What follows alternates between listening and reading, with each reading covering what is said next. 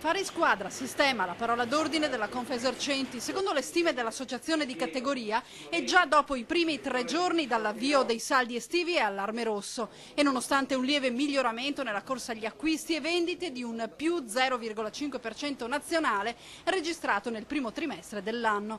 Il reddito disponibile nazionale diminuirà per una cifra complessiva di 8,5 miliardi e così il potere d'acquisto delle famiglie che ora scenderà di altri 692 euro per nucleo familiare. Meno soldi da spendere nei negozi e quindi negozi costretti a chiudere anche a nord-est.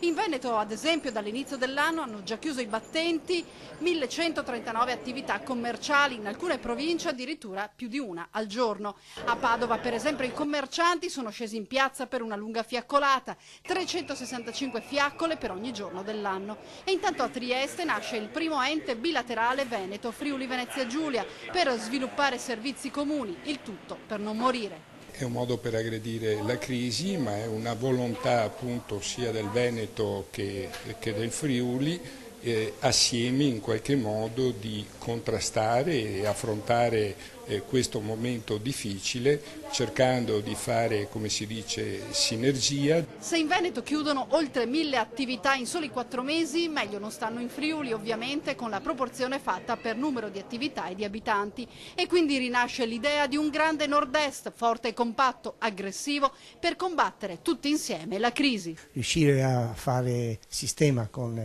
le altre strutture più forti, perché sicuramente la realtà del Veneto è una realtà molto più forte della nostra, senza pensare a rapporti di sudditanza o di neocolonialismo. Io credo moltissimo nella collaborazione fra